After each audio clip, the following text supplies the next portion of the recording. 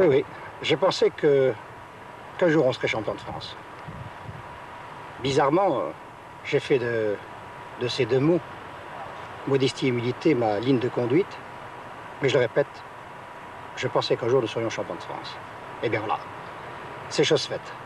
Une année fantastique, une année remplie de succès, 26 victoires d'affilée. Et il faut bien le dire, un parcours sans précédent, avec à la tête un homme merveilleux, Gérard Houllier, et bien sûr de vos footballeurs, sans quoi nous ne serions pas champions. Personne n'est au sommet simplement par hasard. Et ce qu'on donne aux autres pour qu'ils y arrivent un jour, ça vient toujours du cœur, ça s'appelle de l'amour. Regardez le sourire, il est ici, il est ailleurs, quelquefois le soleil, mais jamais le brouillard. Il vit sa vie en avance et pour lui le passé, c'est d'appuyer sur sa vidéo simplement pour comprendre pourquoi hier, le match n'était pas beau. Beaucoup de gens m'ont annoncé beaucoup de misère en venant ici. Et j'ai heureusement cette faculté, c'est lorsque j'arrive quelque part, c'est d'un petit peu d'oublier ce qui s'est passé. Je crois qu'on a prouvé quelque chose, c'est que pour faire une grande équipe, il ne fallait pas forcément beaucoup de temps, parce que c'était une mosaïque au départ. D'où le talent des joueurs. Hein. Je dis toujours il faut 3 choses pour réussir. Du talent, ce sont les joueurs. Du travail, c'est les joueurs et l'entraîneur, entre ce que je propose et ce qu'ils disposent un petit peu. Et troisième chose, c'est une organisation, une préparation constante, permanente à la performance, faite du climat général. Et pour faire une grande équipe, il faut beaucoup de complicité. That's what we will.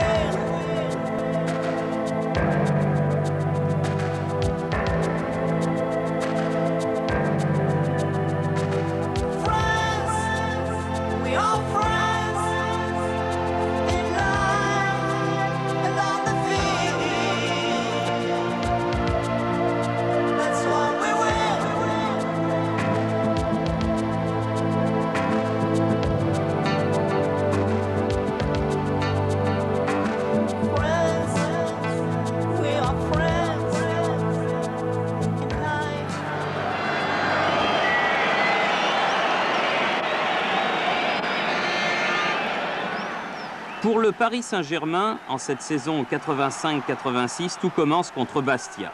Non pas au stade de Furiani comme le prévoyait le calendrier, mais sur terrain neutre, Furiani étant suspendu.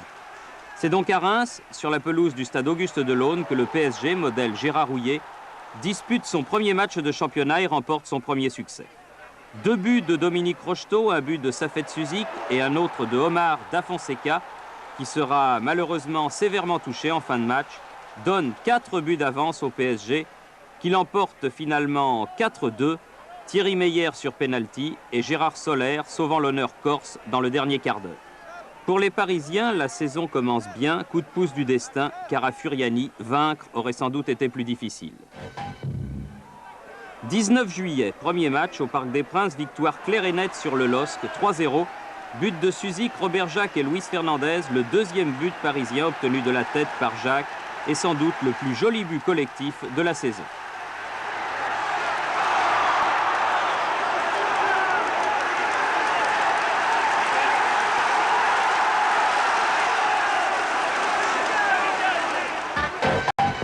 Et pour la 3e journée au Stadium de Toulouse, c'est en contre que le PSG s'impose.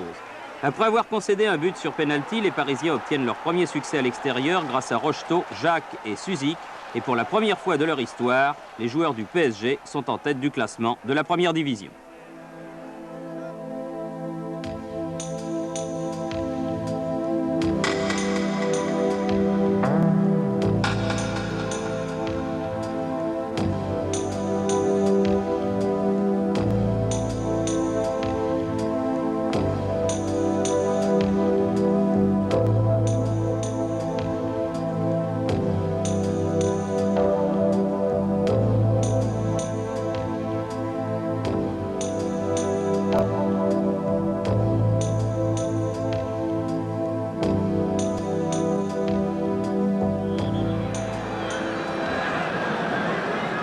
Quatrième journée est déjà un choc au sommet. Devant 44 851 spectateurs payants, le PSG, leader du championnat, reçoit les Girondins de Bordeaux, champions de France ces 2 dernières saisons. Le match entre 2 belles équipes est très serré. Mais en ce début de saison, la foi est parisienne. Centre de Pierre Vermeulen, tête de Jean-Marc Pilorget et victoire du PSG 1-0. Tout un symbole, ce but de Pilorget, 28 ans, au club depuis 12 ans, et qui revient au sommet 18 mois après un tragique accident d'automobile qui aurait pu lui coûter la vie. En plein mois de juillet, on vient d'assister à une passation de pouvoir, mais on ne le sait pas encore.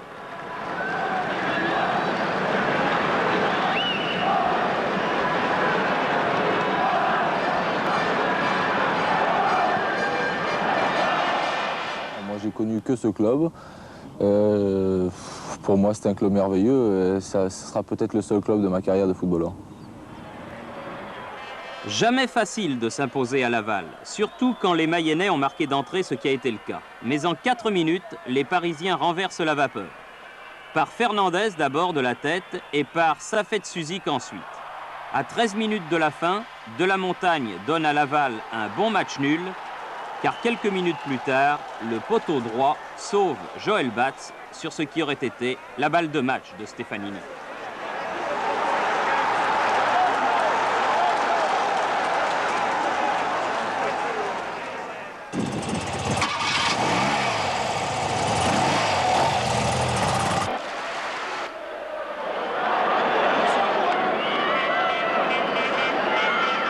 Encore beaucoup de monde au Parc des Princes le 9 août pour la venue de l'Olympique de Marseille.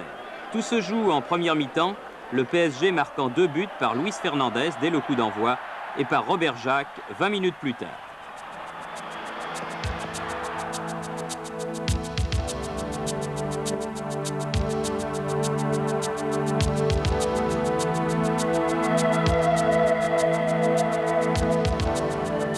Le match aller à Auxerre. Un très bon souvenir et un souvenir difficile à la fois. C'était au cours de la saison la première manifestation des hooligans. Nous avons été saisis par la nouvelle. Nous avons même eu peur et je crois que ça a entraîné chez nous un esprit de corps encore plus remarquable. Contre l'équipe d'Auxerre, je me souviens d'avoir beaucoup souffert sur le banc de touche. Je crois que l'équipe a résisté becs et ongles à toutes les attaques d'Auxerre.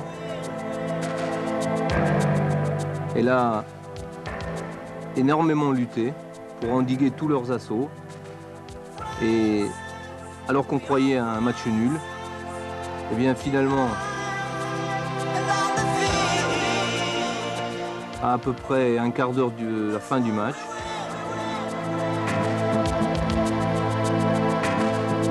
il y a Safet Suzik qui adresse une ouverture remarquable à Fabrice Poulain et qui s'en va battre Bruno Martini. Et vous pensez bien à la grande joie de Joël Batz, dont c'était le premier retour en terre auxerroise après son transfert.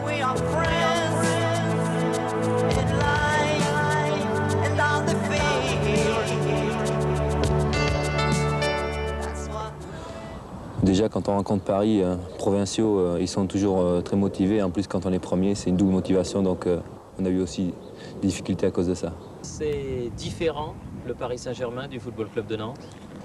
Oui, je crois qu'il y a une ambiance qui est différente, un état d'esprit différent. Et puis, je crois tout ce qui tourne autour du club aussi est totalement différent du FC Nantes. Je crois, bon, d'abord, il y a tous les médias. Et ça, c'est important pour un joueur d'avoir tous les médias derrière lui. Bon, ça peut être bon, ça peut être moins bon, mais je crois que c'est important. Et puis, c'est plus professionnel qu'en province. Ça, il n'y a aucune différence. Toujours invaincus cette saison, les Parisiens sont en tête du championnat. Brest est venu au Parc des Princes pour faire un résultat. Pour les Bretons, il faut résister à tout prix. On joue les arrêts de jeu de la première mi-temps lorsque Philippe Janol transforme magistralement un coup franc accordé pour une faute de Zambelli sur Dominique Rocheteau à l'entrée de la surface de réparation.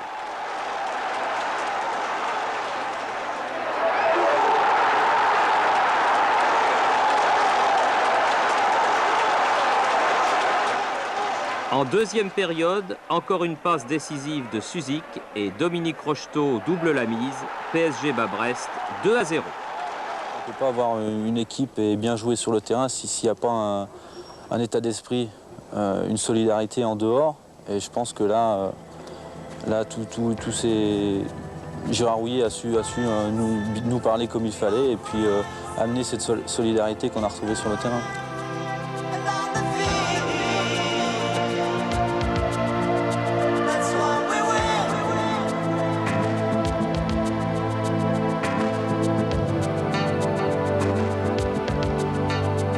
Cette solidarité dont parle Philippe Janol, on va la retrouver au Stade du Ray à Nice, où le Paris Saint-Germain préserve l'essentiel en obtenant le match nul 0-0 face à l'OGC Nice. Un but de Pierre Vermeulen étant même refusé par l'arbitre M. Ben Ali pour hors-jeu de position de Luis Fernandez, le capitaine parisien.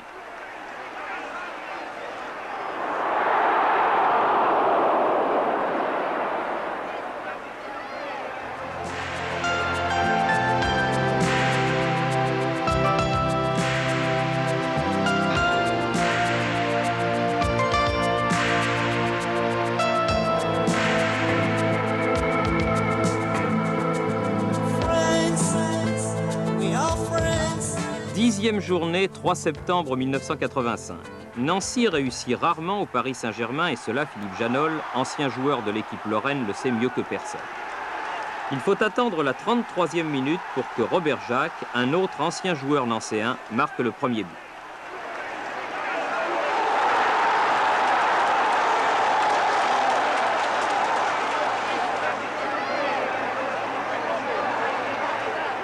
Comme à Nice, la semaine précédente, l'ailier néerlandais Pierre Vermeulen se voit refuser un but qui semblait valable.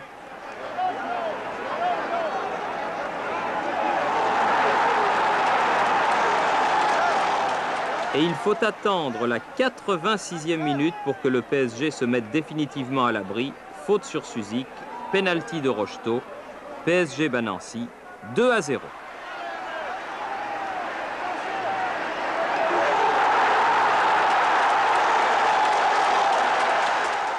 Bon, il y avait bien sûr une très bonne équipe, de très bons joueurs, mais il y avait surtout un très bon groupe. Je crois que l'ambiance dans une équipe, c'est le plus important à mon avis. Enfin, sur ce que j'ai connu pendant 10 ans, justement, je crois que l'état d'esprit, c'est ce qui compte le plus.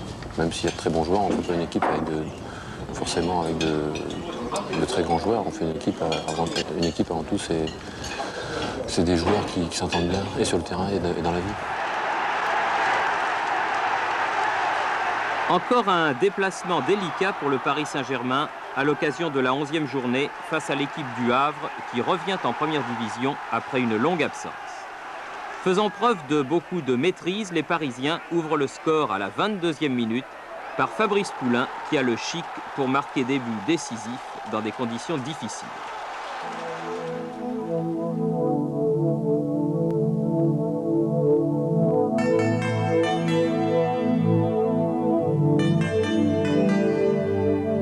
Les chocs sont sévères. La domination parisienne en ce début de match est constante et l'arbitre, M. Lambert, a bien des problèmes avec les défenseurs du Havre.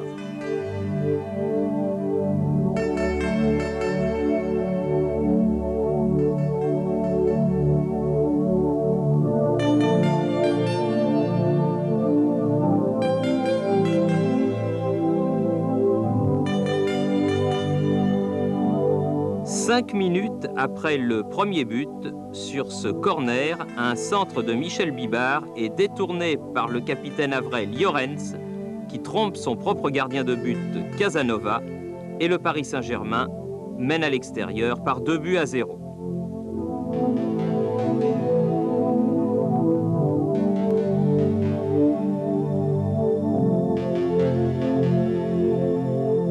Au milieu de l'attaque havraise, Grimaud se multiplie et dès la reprise, Jacquet lobe Batz 2-1.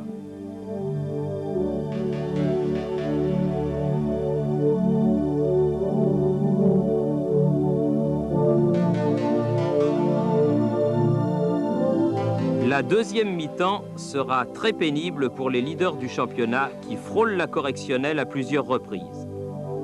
Mais en cette saison 85-86, la solidarité est vraiment une vertu parisienne.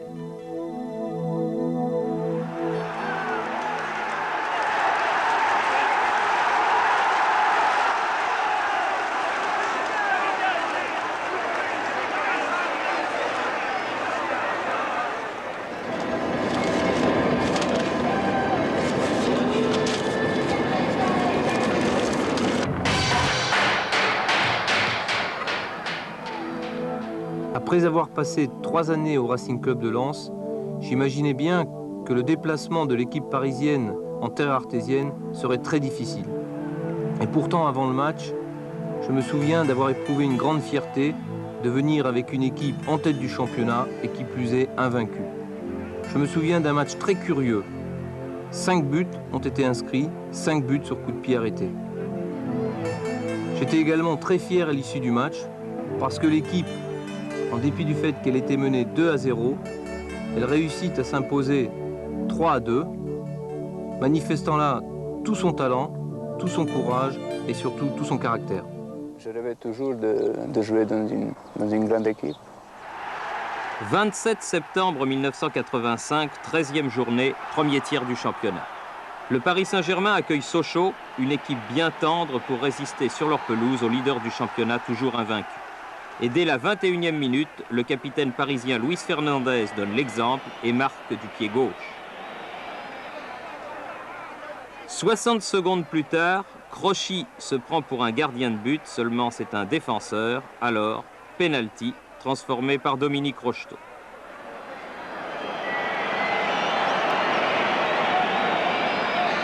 Nouveau but de Dominique Rocheteau peu avant la demi-heure de jeu et à la mi-temps, le PSG mène 3-0.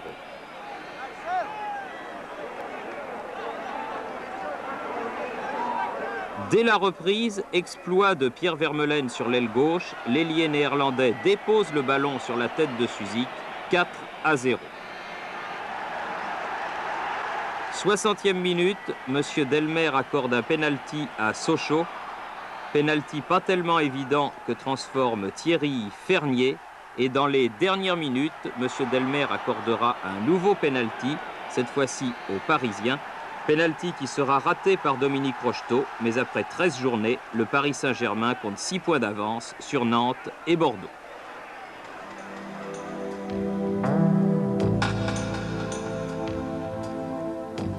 Le Stade Rennais, qui reçoit le Paris Saint-Germain, espère bien être la première équipe française à battre le leader, et cela d'autant plus que dès la 5e minute sur un coup franc de Lantier prolongé par Christophe, Guy Lacombe marque de la tête.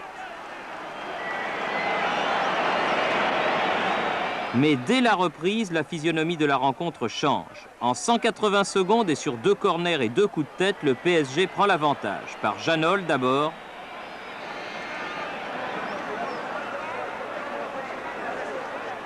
Par Luis Fernandez ensuite.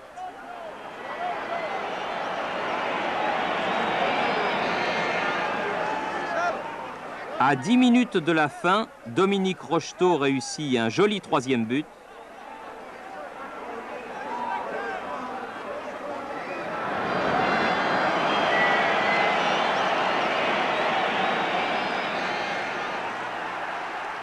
« 83e minute, Patrice Riot transforme un penalty, mais le PSG victorieux 3-2 poursuit sa marche en avant.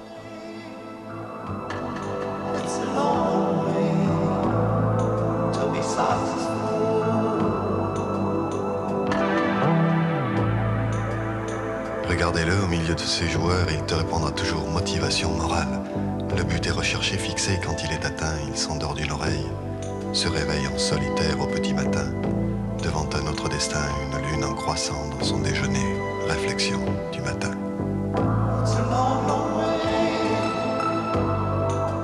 L'entraîneur, son rôle, c'est surtout de très vite cerner un petit peu les qualités de ses joueurs, de réaliser une sorte d'addition un petit peu des forces pour faire en sorte que le meilleur rendement possible soit donné pour le club, mais aussi pour leur expression personnelle. C'est-à-dire qu'il faut que chaque joueur individuellement trouve son compte et que collectivement, on soit efficace. Et pour cela, il faut déterminer les options un petit peu stratégiques de l'équipe et déterminer quels sont les meilleurs systèmes de jeu qui peuvent y convenir, etc. Et le rôle de l'entraîneur à partir de ce moment-là, c'est catalyser un peu leur expression, la favoriser dans un climat de confiance, de travail et dans une sorte de mentalité de progression permanente.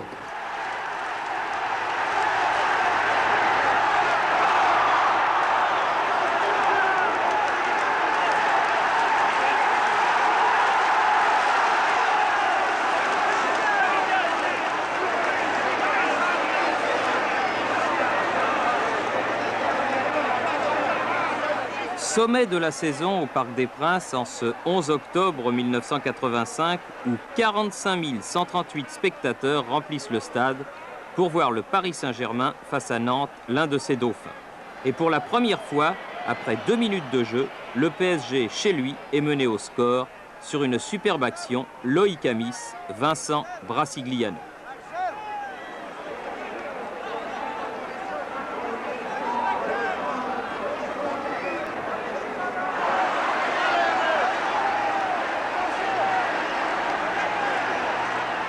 Sur la pelouse, les internationaux sont nombreux.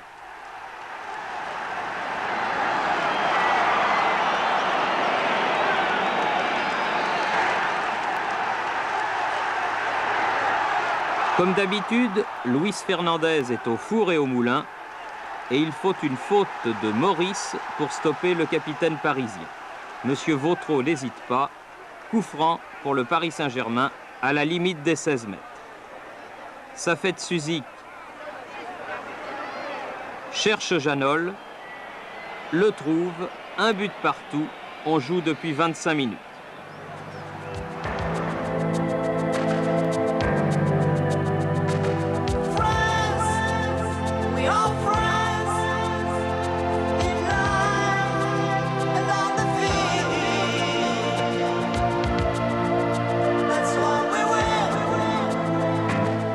D'un côté comme de l'autre, les actions offensives sont de grande qualité.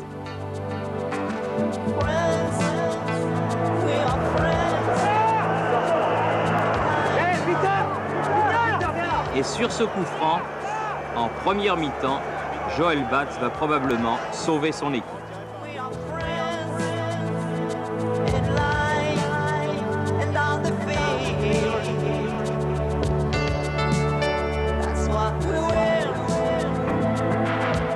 Car en deuxième période, Fernandez, Rocheteau, Fernandez, 50e minute, deuxième but parisien.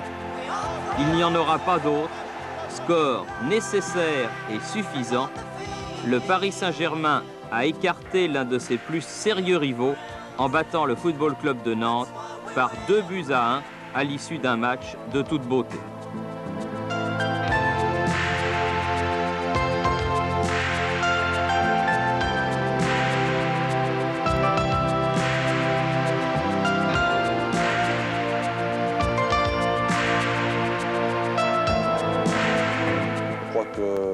Ce qu'est Luis Fernandez aujourd'hui, le joueur qu'il est, je crois qu'il ne le doit pas à lui, il le doit à tout ce qu'il avait, son environnement à côté de lui, c'est-à-dire les joueurs qui sont passés, pas seulement ceux de cette année, je crois que ceux qui étaient là par le passé aussi, on doit leur rendre hommage, car ils ont contribué à faire avancer ce club. Le président Francis Borrelli, le vice-président Charles Tallard et Gérard Houllier, et je crois que, et les supporters aussi, parce que je crois que les supporters m'ont beaucoup aidé et ont contribué également à mon épanouissement. Je crois que aussi, je leur tire un coup de chapeau. En effet, Luis Fernandez a raison. Le PSG est un club qui vit. Non seulement grâce à ses supporters, mais encore grâce à ses boutiques, grâce à tous ceux qui font le club.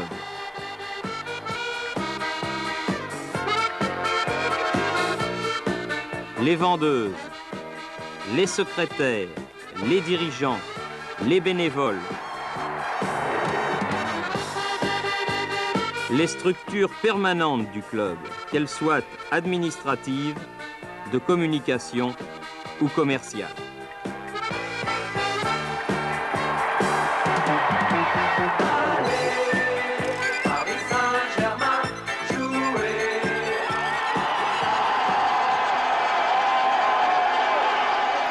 À Toulon, il importe de ne pas rester en rade. 62e minute, centre de Hémon, tête de Victor Ramos, Toulon mène 1-0. 14 minutes plus tard, tir de Suzik dévié par une motte d'herbe hors de portée d'Olmeta. 1-1, le record du PSG tient toujours.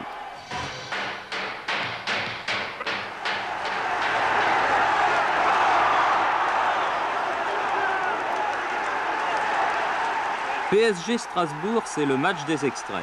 D'un côté, le Paris Saint-Germain qui caracole en tête, de l'autre, le Racing Club de Strasbourg qui lutte pour ne pas descendre. Des Alsaciens recroquevillés sur leur but, faisant preuve d'une énergie farouche, un PSG qui domine mais ne trouve pas la faille.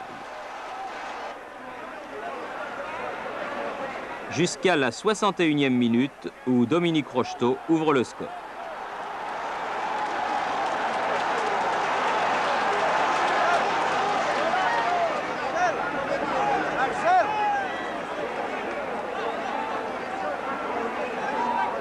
Très courageusement, les Alsaciens font tout ce qu'ils peuvent pour égaliser.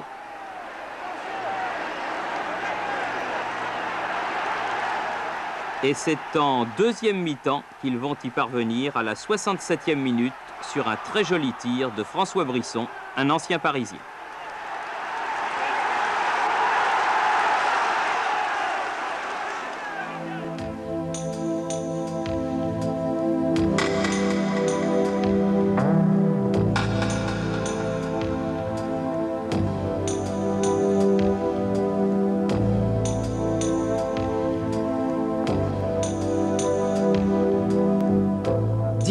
Journée, 2 novembre 1985, le Paris Saint-Germain, toujours invaincu, se rend au stade Louis II à Monaco. Un match avec deux parties bien distinctes, Gérard Rouillet. Oui, j'ai le souvenir d'un match avec deux mi-temps totalement différentes. Une première mi-temps au cours de laquelle nous avons pu développer notre jeu, nous avons pu jouer. Nous avons même marqué un but à l'issue d'une combinaison entre Safet Suzik, Luis Fernandez et Omar da Fonseca. Et puis, en deuxième mi-temps, alors que nous pensions continuer sur le même rythme, eh bien, nous avons souffert énormément, j'ose dire, devant toute la furia des Monégasques qui tentaient d'égaliser.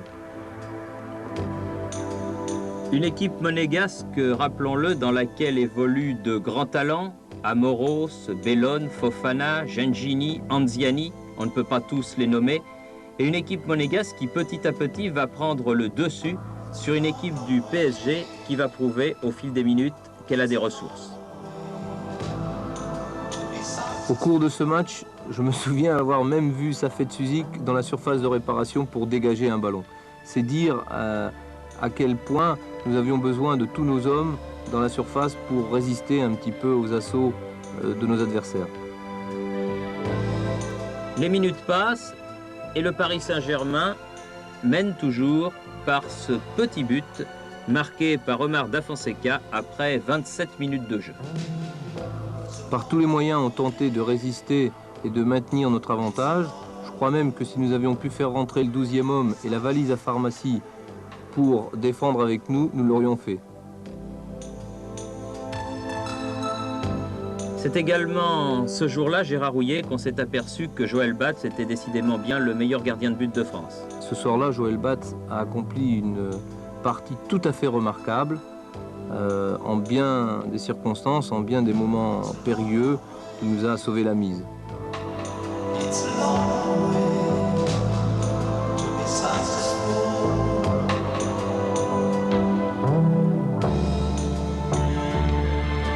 Il restait quelques minutes à jouer et on ne voyait pas toujours comment les Monégasques allaient trouver la faille. Soit leur tir était arrêté par Joël Batz, soit il passait juste à côté. Et puis, comme il y a finalement une logique en football, à 10 minutes de la fin, un tir de Marcel Dib était détourné par Franck Tanasi dans son propre but, 1-1, match nul logique. Et voilà donc le Paris Saint-Germain dans le livre des records. En tout cas, il y sera la saison prochaine avec ses 18 matchs sans défaite, ses 31 points en 18 journées, record de Saint-Étienne égalé.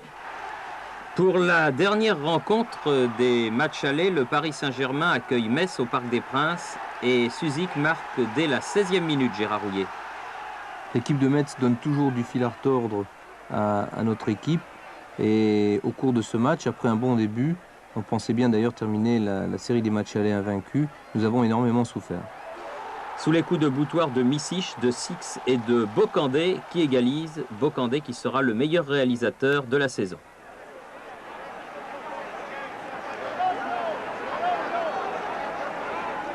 Peu de temps après ce but se situe le tournant du match, Gérard.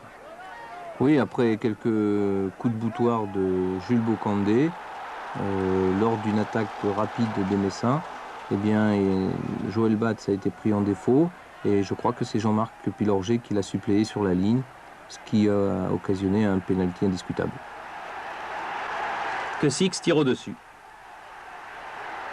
Sûrement un tournant du match et également un tournant de notre série de matchs invaincus. Parce qu'à ce moment-là, Metz aurait mené 2-1 sur notre terrain. Et c'est au contraire le PSG qui va s'imposer 2-1 sur un nouvel exploit, Rocheteau-Suzy.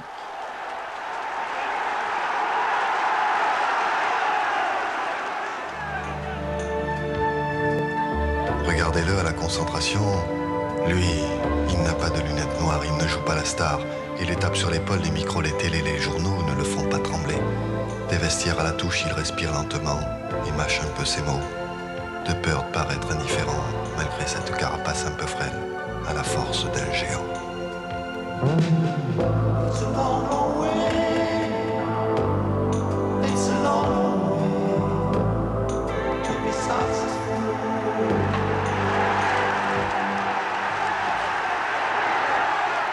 Pour Gérard Rouillet, tout va bien. Dominique Rocheteau a ouvert le score à la 17e minute et à la 32e sur un centre de Vermeulen, Jean-François Charbonnier détourne le ballon dans le but toulousain. Enfin, à la 66e minute, Luis Fernandez, du bout du pied, marque le 3e but et le PSG bat Toulouse 3-0.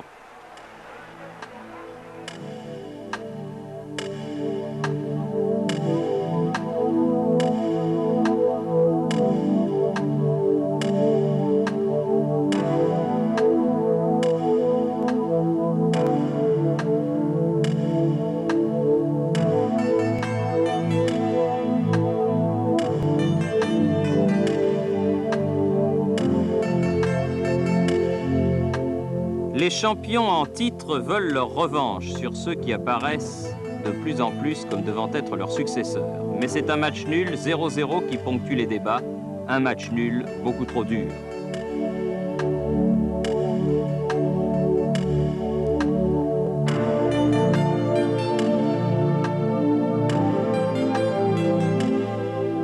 Le kinésithérapeute suit l'équipe avant le match, pendant le match et après le match. Alors avant, c'est pour donc toute la préparation du footballeur. Pendant le match, c'est lui qui intervient sur le terrain avec le médecin, donc il a un pouvoir de décision assez important. Et après le match, c'est toute la récupération pour préparer le match suivant. Donc il y a un mélange déjà préparation et récupération. Et en plus, il y a toutes les rééducations des blessures, c'est-à-dire soit les entorses, les fractures, les claquages, les élongations, plus les opérations, notamment les opérations de ménisque ou ligaments croisés. Donc ça prend énormément de temps.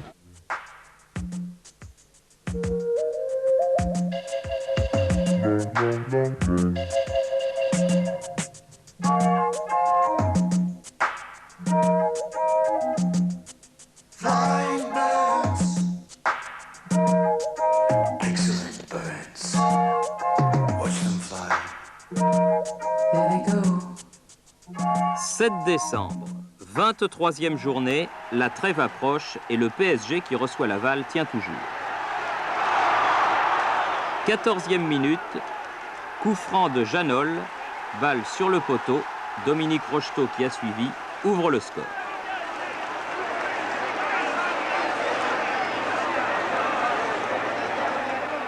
Mais les Mayennais ne se découragent pas et une superbe reprise de volée de Stefanini est détournée par Sen dans son propre but. Joël Batz est battu, un but partout à la surprise générale. 43e minute, nouveau but Janol-Rocheteau, le frère jumeau du premier, et à la mi-temps, le PSG mène par 2-1. Coup du chapeau pour Dominique Rocheteau avec ce penalty. Et ce n'est pas fini pour les Parisiens qui en font voir de toutes les couleurs à l'équipe de Laval. C'est au tour de Sen de marquer le 4e but, alors que le 5e sera peut-être le plus beau de la soirée. Sur un coup franc, une combinaison Rocheteau-Suzik-Janol, et c'est le but du 5-1 signé par le libéro parisien.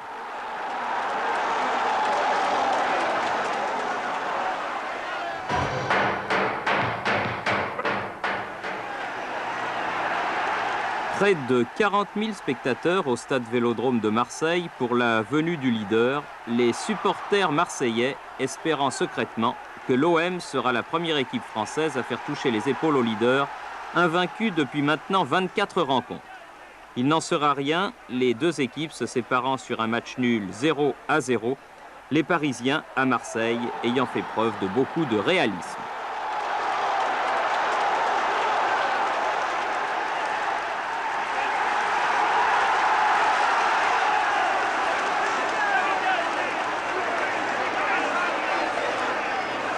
Je pense que chaque fois qu'on fait une action, même si on met un coup assez méchant, je pense qu'on ne le fait pas intentionnellement, on le fait simplement pour défendre son pain, quoi, disons. Alors, je pense que oui, je me suis blessé à Marseille et je pense que je l'ai fait tout seul.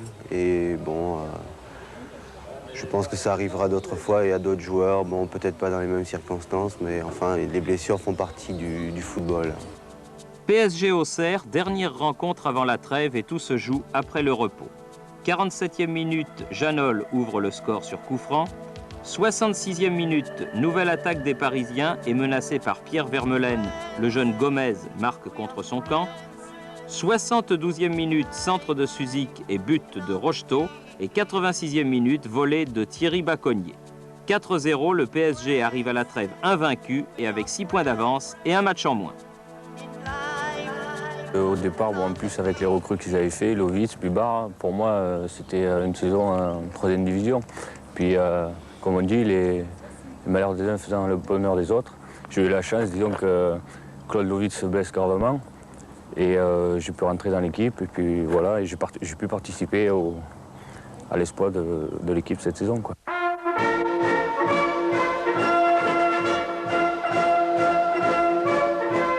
Pour le début de la deuxième moitié de la saison, c'est un déplacement délicat qui est proposé aux Parisiens qui doivent rendre visite à Brest, à l'association sportive brestoise. 15e minute, attaque des Bretons, reprise de volée de Bouquet, effleurée par Fernandez qui trompe Batz, 1-0 pour l'équipe locale.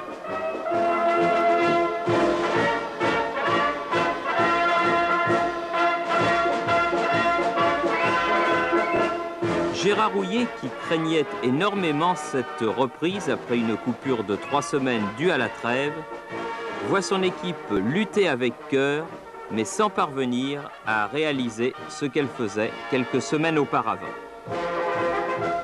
Il s'en faut de fort peu que les Bretons ne réussissent un deuxième but. Finalement, à force de travail et d'abnégation, les Parisiens vont obtenir ce qu'ils étaient venus chercher, un résultat nul, sur un corner tiré à 13 minutes de la fin par Vermeulen et repris de la tête par Luis Fernandez.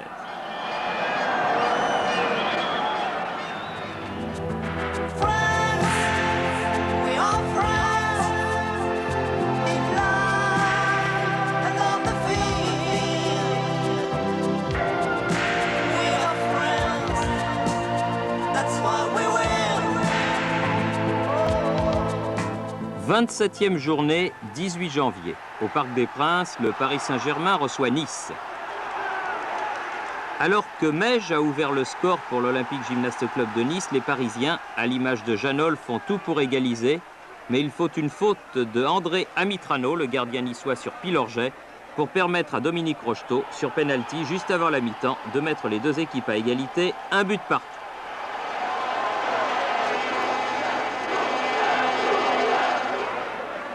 En deuxième période, les Parisiens vont se détacher.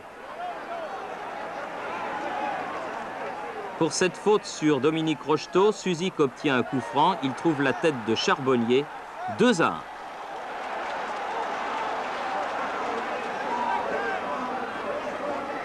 À 9 minutes de la fin, dans une semi-pénombre, à la suite d'une panne d'électricité, Safet Suzik va marquer un but d'artiste, 3-1.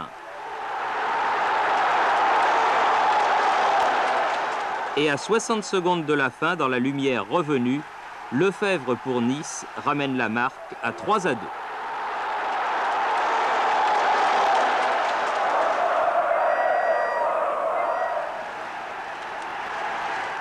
En matière de football, on n'est jamais certain de connaître. jamais convaincu de savoir et assurément pas de prouver.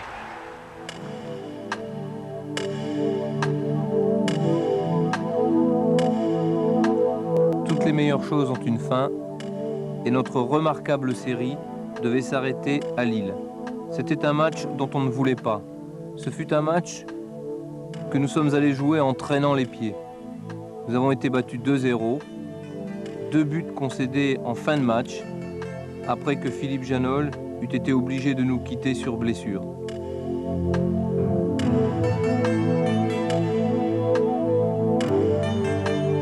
Dix jours après la première défaite de la saison du PSG à Lille, les Parisiens affrontent Nancy au stade Marcel Picot, un stade qui ne leur a été que rarement favorable dans le passé et sur une pelouse enneigée. C'est le début de la période difficile du PSG qui concède un but au Yougoslave de Nancy, Fejic, après 32 minutes de jeu et qui ne pourra jamais revenir au score.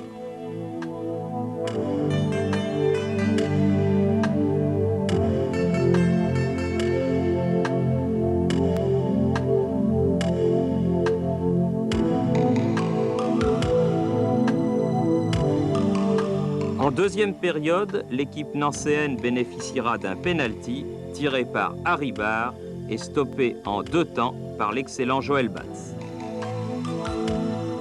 Si on analyse un petit peu la saison, on s'aperçoit qu'il y a eu, disons, jusqu'à la trêve, un parcours éblouissant, et puis après la trêve, un parcours peut-être avec beaucoup moins de panache.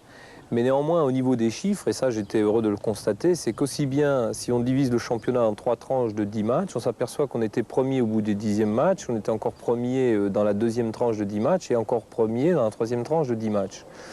Et qu'en fait, c'est donc peut-être plus vers la vraiment toute fin de saison qu'on a éprouvé un petit peu de difficulté.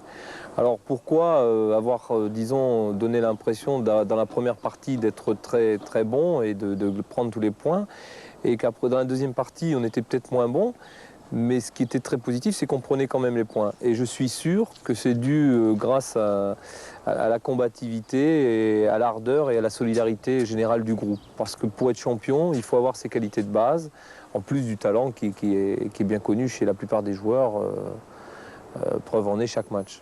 Bougez-le un peu, les gars! Oui! Voilà, ça va! Oui! Ouais, bien joué! Ouais! Prépare-toi. Allez, hop! Ouais, bien joué. Oh putain! Derrière. Je mets des ballons pourris, c'est ça. Je mets des ballons pourris, les gars, c'est ça. C'est ça, les mecs en match.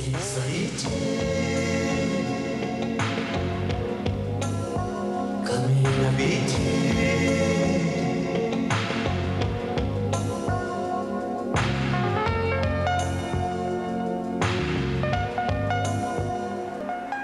Il fait très froid au Parc des Princes le 8 février 1986, jour de la 29e journée du championnat. Par une température quasi sibérienne, le Paris Saint-Germain accueille Le Havre.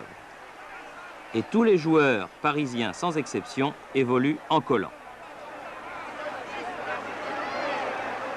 Les 2 défaites concédées à Lille puis à Nancy ont fait naître un léger doute dans le camp parisien, ce qui n'empêche pas Luis Fernandez et les siens de dominer, non sans s'exposer quelquefois aux contres des joueurs havrais.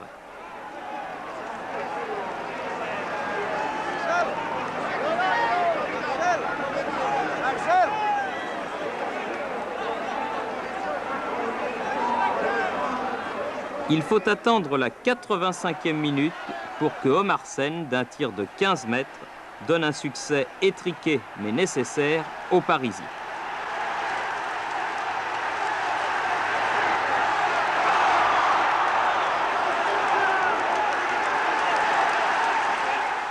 Toujours de marquer des buts, c'est très très important pour le joueur, pour le moral aussi.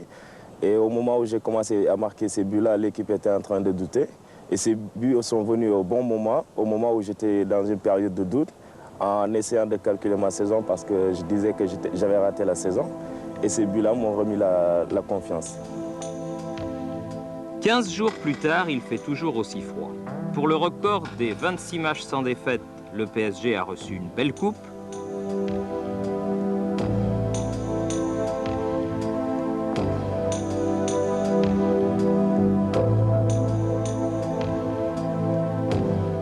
La pelouse du parc, quant à elle, ressemble à du béton.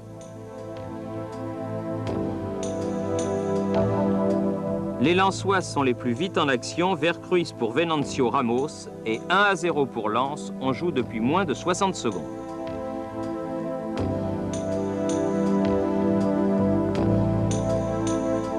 Dès lors, les Parisiens sont obligés d'attaquer, ce qui est toujours délicat sur une pelouse gelée.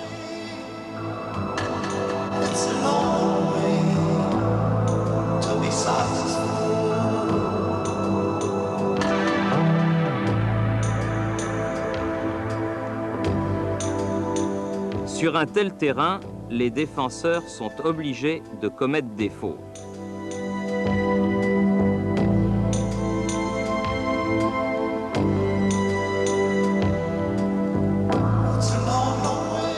Et sur un croc-en-jambe de 2 planches sur Suzik, M. Ben Ali désigne le point de pénalty. Pénalty qui sera transformé par Rocheteau à la 38e minute. Les deux équipes sont à égalité, 1 but partout. En deuxième mi-temps, à 2 reprises, Joël Batz sauve son équipe.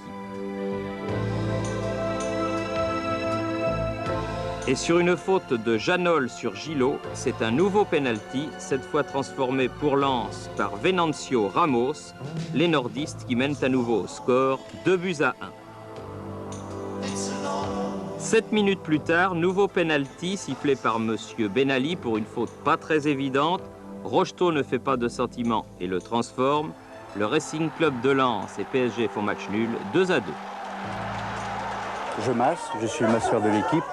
Je travaille évidemment très étroitement avec le corps médical et avec mon entraîneur. Nous sommes tous des baromètres psychologiques de l'équipe. Mais c'est vrai que dans le massage, on donne énormément de soi. Par conséquent, on est réceptif à tout ce qui peut se passer, et notamment au plan psychologique. Et dans ce sens, effectivement, on perçoit assez bien les différents états d'âme des joueurs. Et le fait de les écouter, c'est déjà, si vous voulez, une possibilité pour eux de se ressaisir et d'aller de l'avant. On a tous besoin d'être écoutés dans la vie. Hein.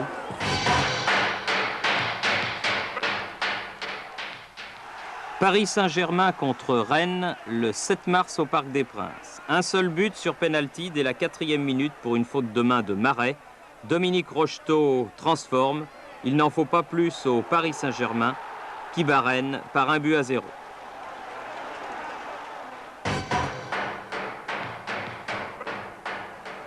« 33e journée à la Beaujoire. Nantes-Paris Saint-Germain. Coup franc de Safet Suzik sur le poteau. La chance des Parisiens est passée.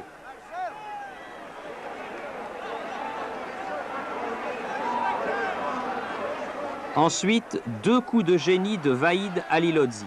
D'abord le métier devant Tanasi.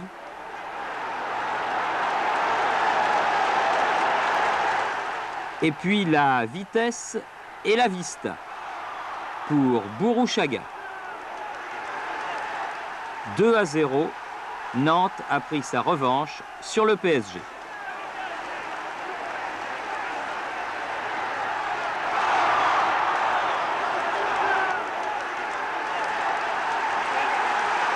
Cette année, c'était un peu celle de Nantes. C'était pas du tout comme les années précédentes à en entendre parler. L'année dernière, le climat était pas très sain, mais cette année, tout de suite, dès le départ, on a senti un groupe et puis les résultats sont venus et on a continué. La fin de saison a été un peu dure, mais la première partie était vraiment excellente. Plus l'échéance approche, plus les points deviennent difficiles à obtenir. Ainsi contre Toulon.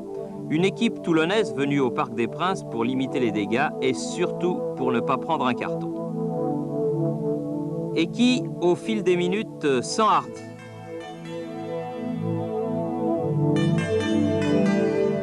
Mi-temps, 0-0. Le doute dans les tribunes, le doute sur le terrain. Les minutes passent et la défense toulonnaise et Olmeta tiennent toujours. On en arrive ainsi à la 62e minute. Jacques sort, Sen rentre. Corner de Suzik et but acrobatique de Omar Sen. Heureusement qu'il a eu la bonne idée de rentrer, celui-là. Et combien de buts importants il a marqué en fin de saison.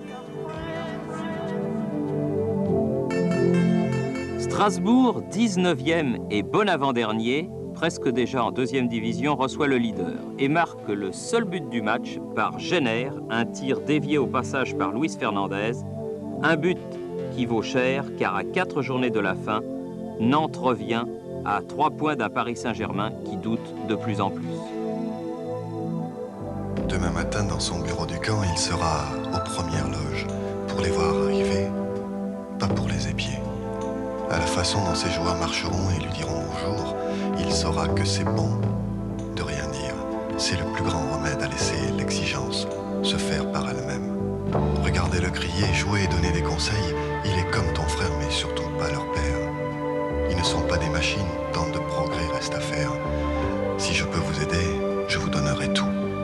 Je suis un généreux, mais pas jaloux de vous. Je vous laisse vos étoiles, elles vous sont méritées. Je vais relancer tout à l'heure le dé que j'ai dans ma poche. C'est le dé de ma chance. Je sais qu'il a 6 faces. Et sur chacune d'elles, il y aura un as. 2 coups de tête ont fait l'histoire de Sochaux-PSG disputé au Stade Bonal le 8 avril. D'abord Sen, juste avant la mi-temps sur un centre de Michel Bibard.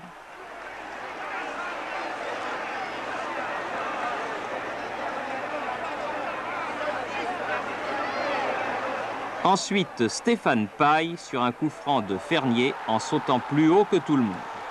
Un point néanmoins très important pour le Paris Saint-Germain.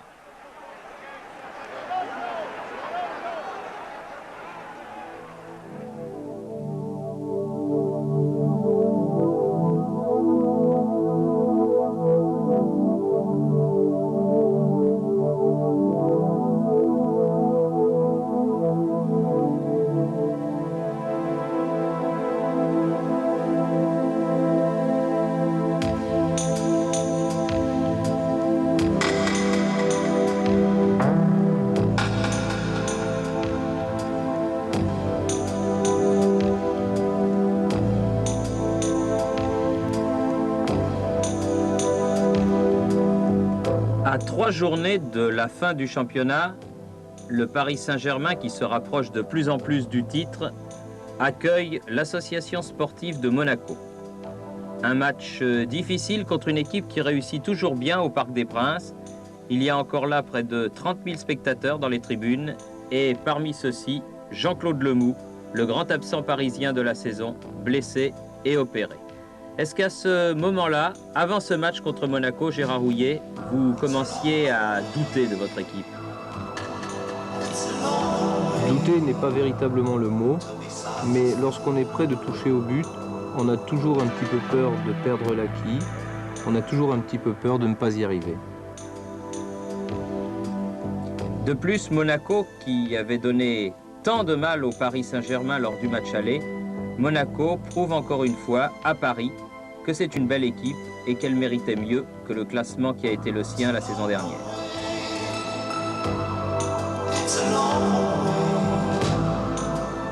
J'ai le souvenir d'un match extrêmement serré, extrêmement difficile, avec une atmosphère de drame, autant dans les tribunes que sur le terrain, pour l'enjeu que l'on connaît.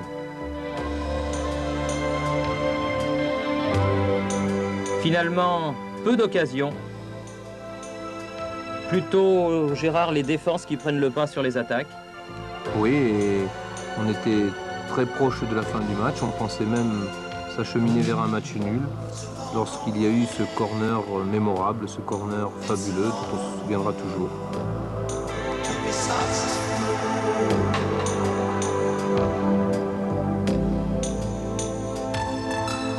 Un match serré entre 2 équipes qui se tenaient de très près et qui va basculer sur un coup de pied arrêté à quelques secondes de la fin de la partie, alors que tout le monde croyait déjà au match nul.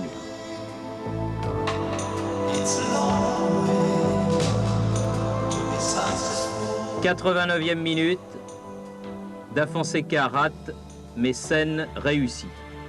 Votre première réaction, Gérard?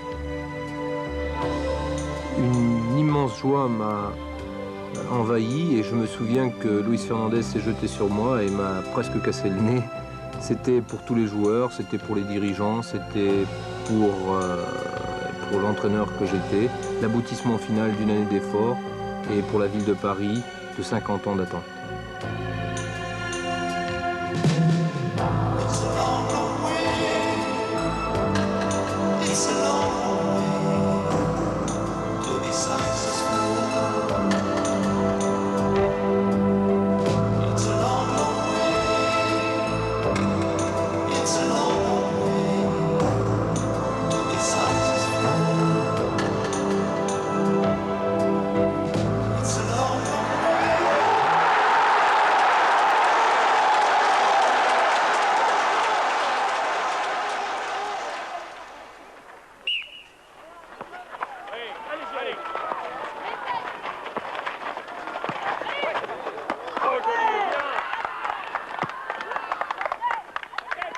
Je m'appelle Mathieu Battini, j'ai 12 ans.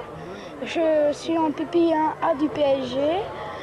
Je suis content d'y être parce que les premières, ils sont champions de France et on va essayer d'en faire autant avec mon équipe. Bon, pour l'instant, ça part bien parce qu'on est deuxième.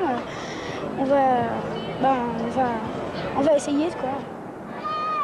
Le Paris Saint-Germain a la chance d'avoir deux municipalités qui s'intéressent à son cas, Paris et Saint-Germain-en-Laye, et donc deux maires qui veillent sur lui, M. Jacques Chirac et M. Michel Péricard. Heureux président Borelli. Un président qui cependant n'a pas dû apprécier cette année les déplacements dans l'Est de la France. Déjà battu à Nancy puis à Strasbourg, le Paris Saint-Germain doit baisser pavillon une nouvelle fois à Saint-Symphorien face à la redoutable équipe du Football Club de Metz. Missich ouvre la marque juste avant la mi-temps et Bocandé, à la 68e minute, trompe Luis Fernandez qui a remplacé Joël Batz blessé dans les buts parisiens. 10 minutes plus tard, pour une faute de Janol sur Missich, penalty de Jules Bocandé et 3-0 pour le Football Club de Metz. À 3 minutes de la fin, Alain Courriol, qui effectuait sa rentrée après près de 18 mois d'absence, sauvera l'honneur des Parisiens. Gentil Alain, qui n'oubliera pas ce 18 avril. Être resté si longtemps sans jouer et de revenir au plus haut niveau comme ça, comme ça a été mon cas, bien que c'était un match qui n'avait pas une grande importance, ça m'a fait énormément plaisir, d'autant plus que j'ai marqué un but et que tout le monde était content pour moi. Et moi, j'ai vécu quand même l'aventure puisque j'étais de tous les déplacements et tous les matchs à domicile et j'ai eu le privilège de les vivre sur le banc de touche. Et pour moi, de faire partie et de rester dans le groupe, c'était quand même une saison très intéressante. Ça, c'est une grande réussite pour moi. Ça m'a réconforté dans le choix que j'avais fait. Au départ, beaucoup m'ont dit que j'allais me casser la figure à Paris. Et ce soir, le résultat est là et c'est bien. Personnellement, ça fait tellement longtemps que j'attends une chose comme celle-ci. J'ai du mal à réaliser encore parce que ça fait si longtemps. Je crois que ça va être une soirée exceptionnelle, ça va être fabuleux et j'ai du mal à réaliser quand même. Je suis un capitaine heureux par cette belle saison qu'on vient de réaliser avec le PSG et ce titre de champion de France. Et c'est vrai que je suis vraiment le garçon le plus heureux qui est sur Terre aujourd'hui.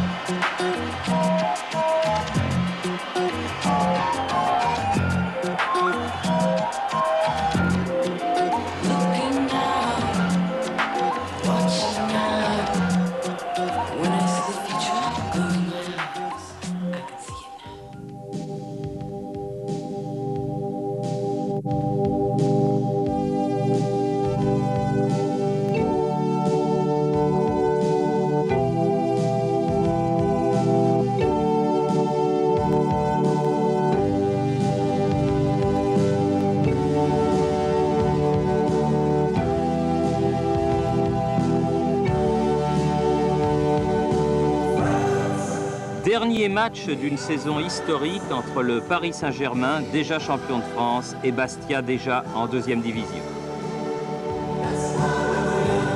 Corner de Suzik, tête de Jacques et but pour le Paris Saint-Germain. On ne joue que depuis 4 minutes. 8 minutes plus tard, nouveau centre de Suzik, nouvelle tête de Robert Jacques et 2-0 pour les nouveaux champions de France.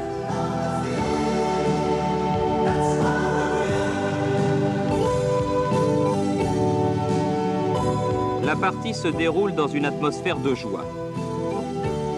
Et c'est très décontracté que les joueurs, un à un, regagnent la pelouse pour la deuxième mi-temps.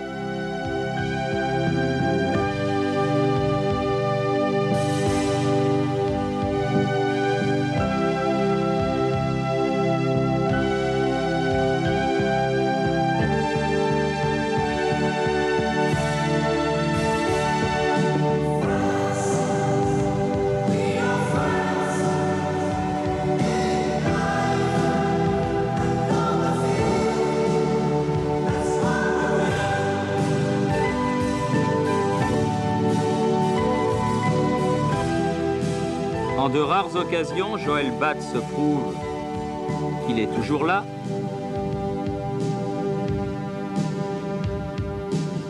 « 54e minute, centre de Servetti. Testa comme au billard, sauve l'honneur des Bastiais. 65e minute, faute sur Bibar à l'intérieur de la surface de réparation. Penalty. Tout un symbole. Le dernier but de la saison, un penalty tiré par le capitaine Luis Fernandez qui quitte le club sur un triomphe.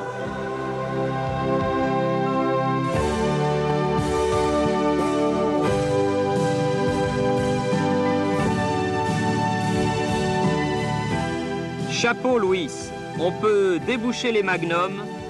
Depuis 50 ans que Paris attendait ça.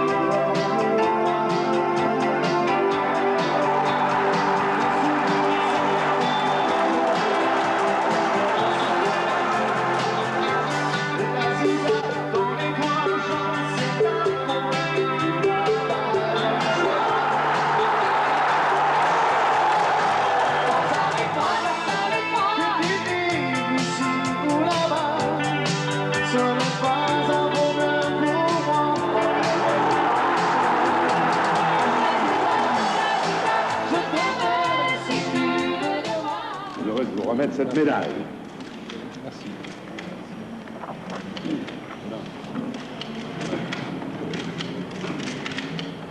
Voilà, clic-clac. Merci Kodak.